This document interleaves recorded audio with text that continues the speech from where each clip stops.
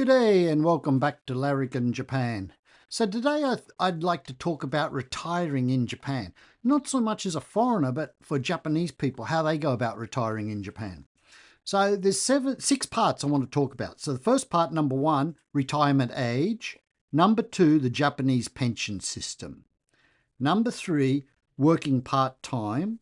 4, how Japanese spend their retirement. 5, cost of living for retired people. And the last one, number 6, having the eldest child move in with the parents. Righto, let's start off with number 1. So number 1 is the retirement age in Japan. So now the retirement age is 65 years old. However, many companies still encourage employees to continue working beyond this age. Now at 65, you can start to receive the National Pension Fund, which is the Kominenkin. Now this one you can get at 65. Now also, the retirement age is gradually increasing. It used to be 60, but the government has been gradually raising it now to 65. In Australia, it's 67 now. So with the labour shortage, they've sort of been pushing the retirement age up. Now, many companies will re-employ the people under a new contract, like a part-time one. Also, they think the government is trying to raise the retirement age now to 70 years old. So they're going to save money on the pension fund because that's 5 years they don't have to pay the pension. So it's a bit of a tricky situation, this. Okay, number 2. Let's have a look at the pension system. So at 65, you can receive the public pension, which is the national pension, which is the Kokumin-nenkin. So this pension is for self-employed students, unemployed, part-time workers, this sort of thing. Now this you have to start paying from age 20 to 60. So you pay into this fund for 40 years. Now when you hit 65, you will get approximately 65,000 yen per month, which is about 650 bucks Australian, if you have paid in for the full 40 years. If you've paid in for less than 40 years, you will get a reduction. You won't get the full amount. Now, also, if you work for a company, you also pay into the national health. Also, the company will put into the company employees one, which is the Koso Nenkin for company employees. This includes the national health plus the additional one. So you put in to pay in for the pension now every month costs 16,000 yen, which is 160 bucks Australian. So you pay in that, and the employer also puts in the same sort of thing. So you're sort of doubling the amount of money we're going into the pension fund. So when you retire at 65, you're going to average between about 150,000 to 200,000 yen a month, which is about 1,500 to 2 grand Australian. Could be higher or could be lower. So if you were in a really good paying job and they were paying in more money, you could get more. Also, some companies also offer a private pension scheme for their employees, so they can get that as well. So it gives them a little bit extra. Now, with the National Pension Fund, the minimum you have to pay in is 10 years to be able to receive the pension. But you have to pay in for 40 years to get the full pension. So if you paid in for 10 years, you're not going to get as much. You're going to get like half or something like that. You get a lot less. So, okay, that's a bit of a look at the pension system. Okay, now we're up to number 3. So working part-time. So in Japan, many retirees continue to work part-time after reaching retirement age, either for financial reasons or to stay active. So many Japanese don't have hobbies. So they just keep working. They're used to working, so they just enjoy doing something. So the official retirement age is 65, like we've discussed. So many companies offer part-time contracts for them, allows employees to work part-time on a fixed contract with flexible working hours, so they can choose if they want to have a day off, it's okay, or if they want to work from 9 to 3, it's okay, so they can choose the days they want to work, the hours they want to work. It's very flexible, and it helps out the companies. Now, if you work part-time, the effects to the pension, you can receive the pension and work at the same time. That's okay, no problem. However, the total income, salary plus pension, can't exceed a certain limit. So employees with the pension, the Koseki Nenkin, may be reduced if they earn over 480,000 yen a month. So that's, what's that, 4,800 Australian dollars a month. If they earn over that, they may be reduced how much the pension pays to them. So, which is a fair bit. Now, popular part-time works for retirees is light office work, clerical, reception, that sort of thing, retail and customer service, convenience stores, supermarkets, cleaning, that sort of thing. Security guards is common for older workers, teaching and that sort of thing. So many school teachers, when they retire, they still do part-time teaching, and they earn reasonable money. Like now, for part-time work, it's a bit over 1,000 yen a month. Part-time teachers, once they retire, they get about 3,000 yen a month, so it's pretty good. And then some do consulting with their professional sort of, but if they were a real estate, they may do consulting for real estate or that sort of thing. So the government is also encouraging people to work until they're 70 to support the aging population. Also, they don't have to pay out as much. Now, so yeah, that's about the general gist. So some people tend to like to work. Some people will retire, but a lot of people tend to do some part-time work. Righto, now we're up to number 4. So how do Japanese spend their retirement? So, like we think, some people do part-time work or freelance work, that sort of thing. So another one is volunteering and community activities. Many retirees participate in volunteer work, such as helping at local schools, community centres, supporting disaster relief, assisting temples and shrines, joining Silver Human Resource Centre, which is seniors. They call them silver because grey hair. Take part in small jobs like gardening, babysitting, teaching, that sort of thing. Now, another activity is hobbies, personal developing. Many retirees like to travel domestically. They go to Kyoto and Nara, things like that. It's very popular. Learning new skills. Some do English classes, sewing classes. I teach a group on Wednesday. There's 6 ladies. They're all in their 70s, and they do English. I teach them English. Also, some of them also do a sewing class too. So they do many things like that to keep themselves occupied. Farming and gardening is very big. Like especially in rural areas, a lot of people have a small garden, so they'll grow vegetables and different things. That's really popular.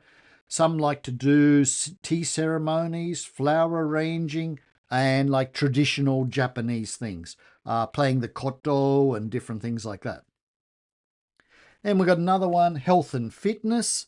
Many seniors like to go to the gym, swimming, yoga, that type of thing.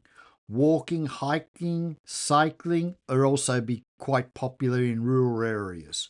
Some take up golf, tennis, gateball. So gateball's like croquet, and it's very popular with the seniors. There's a place around the corner from me they do.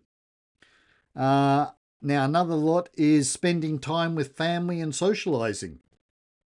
Many retirees help with the grandchildren. So like the parents are working, so they look after the kids. Some move to rural areas, slower pace of life. That's very popular. And then another one is investment, financial management. Some try to invest in stocks, real estate, side businesses, that sort of thing. Another group too do like digital online activities. Some start YouTube channels.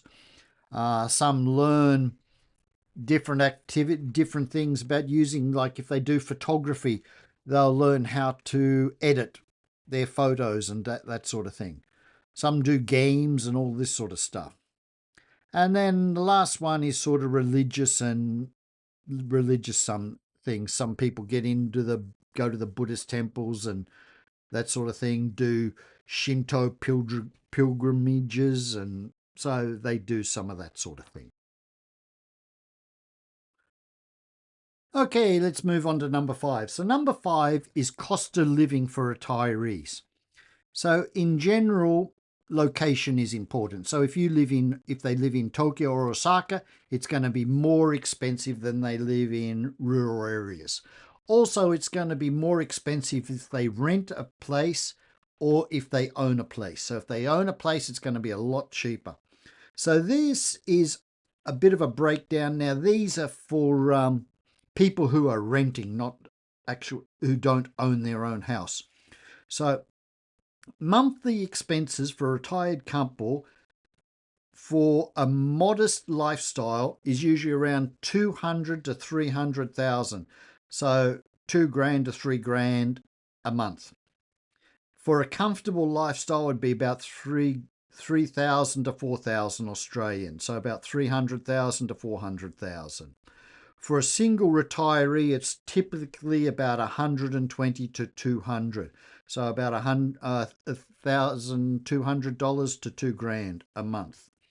Now, if we have a bit of a look at the breakdown, so rent is a big thing. So this is the thing. If they own their own place, they haven't got this expense.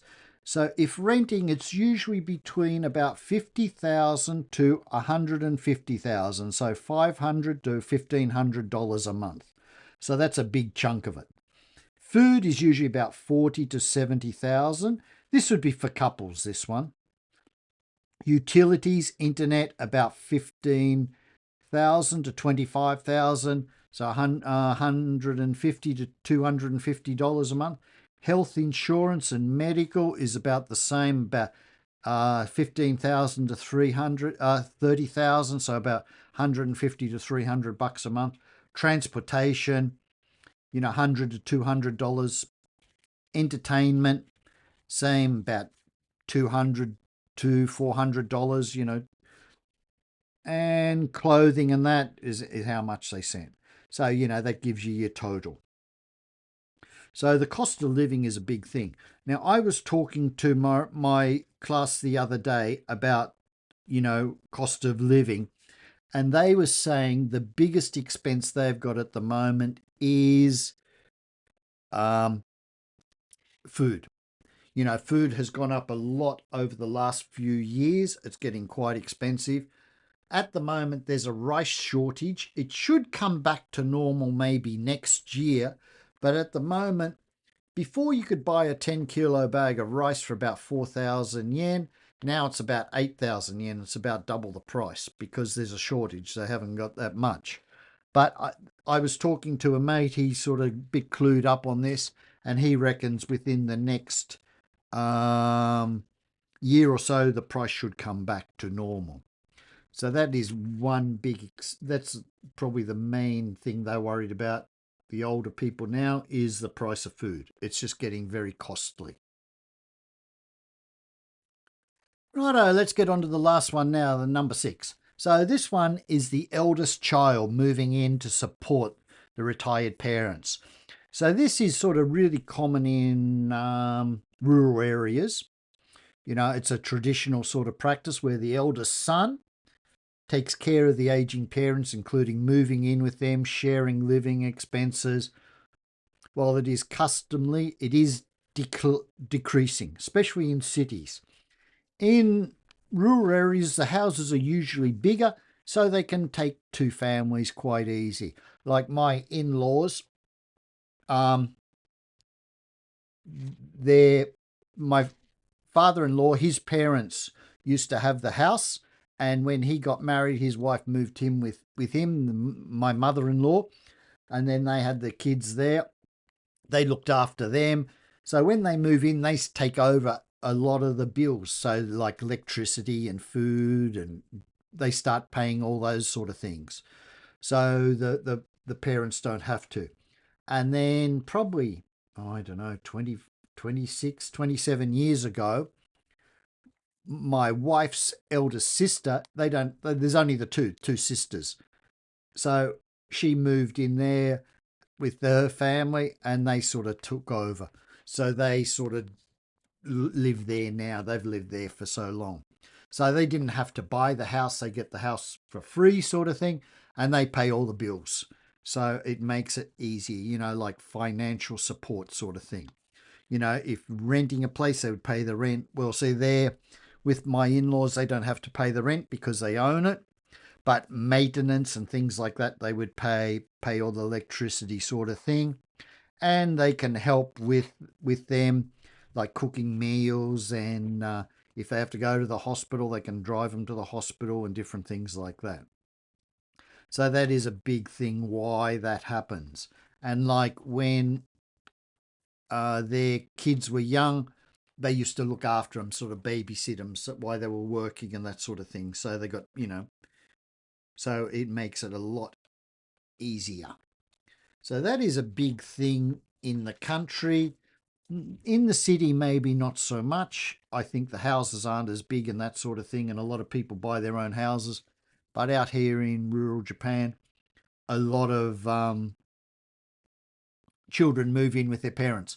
Next door to them, the same thing happened.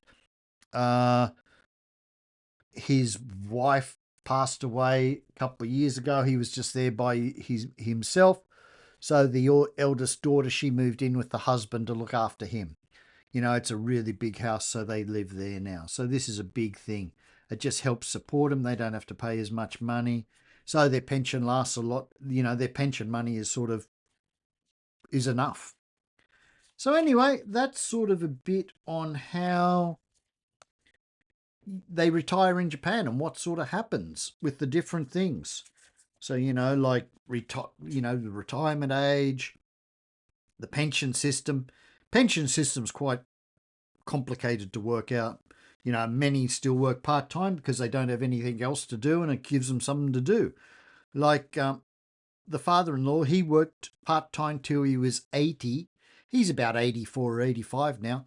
But they still grow vegetables and that. The mother-in-law, she's 80. They still grow vegetables and look after all the land and that sort of thing. So, I think in Japan, people keep doing things a lot longer than maybe in other countries. So, I don't know. They seem to keep healthy.